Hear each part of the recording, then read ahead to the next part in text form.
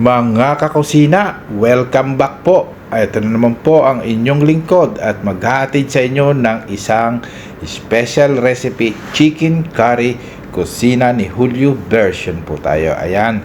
Mga kakusina, ito po yung mga ingredients na hiwa na po natin. Na-prepare na po natin. Ang kailangan po natin chicken, onion, ginger, chili, potato, carrots, turmeric powder, black pepper, salt. Ayan po yung mga main ingredients natin sa atin pong pagluluto ng chicken curry. Ayan po, first step po natin, igisa po natin ng sabay-sabay na po yung onion, garlic, ginger at chili po. Naggigisa po ako ng chili.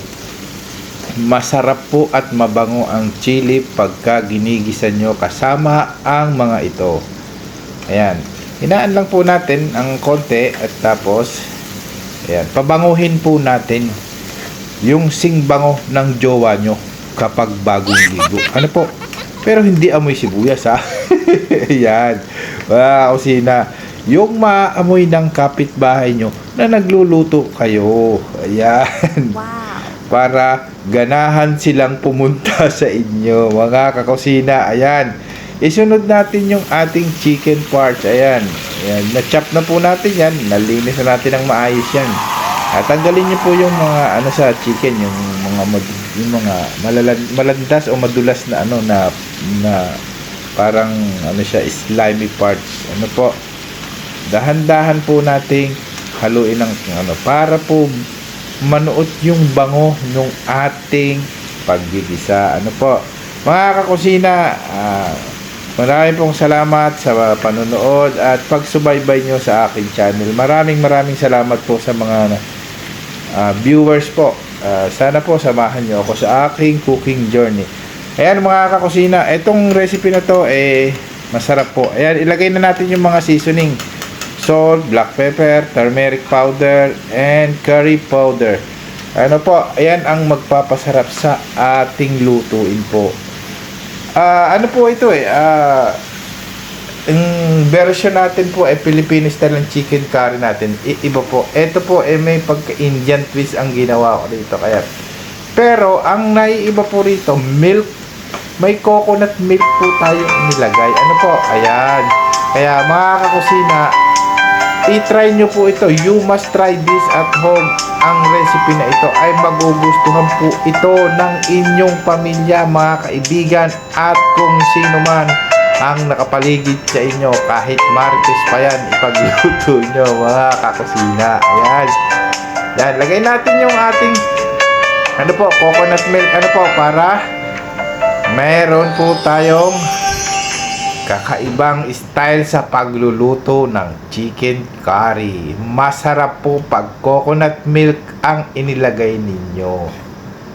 Yan po ay the best. Tapos dahan-dahan po nating isimmer ito para kayong nanliligaw pag nagluluto. Dahan-dahan po. Ayan, ilagay natin yung tira, isagad natin yung pagmamahal.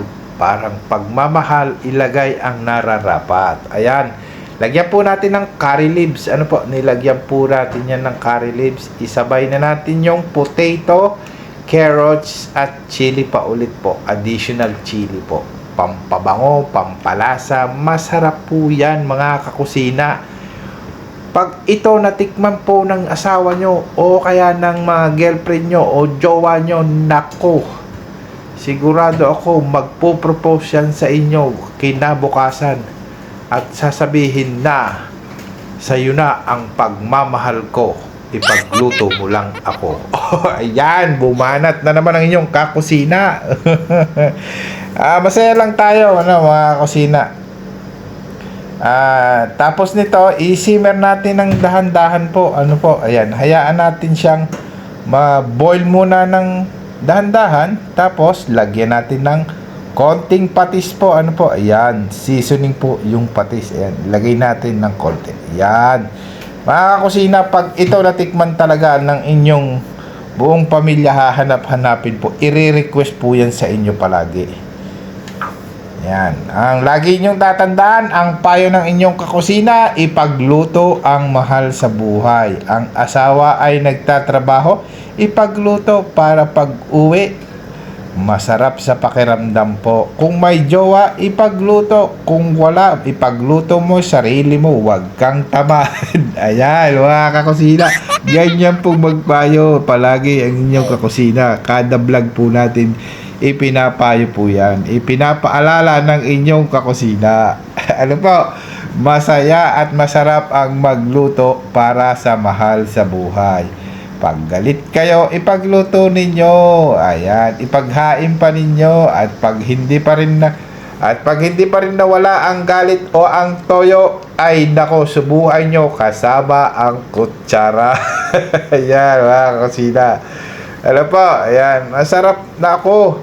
Isimmer po natin to, mga kakusina. Ito pong ating pagpapalambot, dahan-dahan po, para yung tenderness nung manok, nung potato, at saka po nung carrots, tamang-tama. Ano po, hindi nadudurog, hindi siya para hindi po siya na malabsa kainin po. Ayan, ganun po yung purpose nung dahan-dahan natin pagluluto dito. Ayan, tingnan nyo po, yung texture niya, para siyang medyo ano po siya, nagiging thicken po yung sabaw niya, medyo lumalapot po. Ano po, masarap ito, the best po itong chicken curry style na ginawa ko para sa inyo. Ano po, hindi ko alam kung paano kayo mag-curry yung chicken curry nung iba, pero this is the best curry na matitikman nyo po kung ito ang lulutuin nyo. Ayan po, pinakita ko sa inyo yung ingredients, binanggit ko. Ganun lang po kadali ang pagluluto. Subaybayan nyo po yung aking mga sinabi at yung pinakita ko sa video. Hinaan po natin, hintay nating maging soft and tender po lahat ng ingredients natin. Kasi hindi naman po natin kailangan ng half cook sa gulay nito. Masarap po ito, soft and tender. Ayan, mga kakusina, kung wala kayong chicken curry leaves, okay lang po na wala. Basta may turmeric powder kayo na nilagay at curry powder. Ano po? Tingnan nyo po yung texture. Napakasarap po, mga kakusina.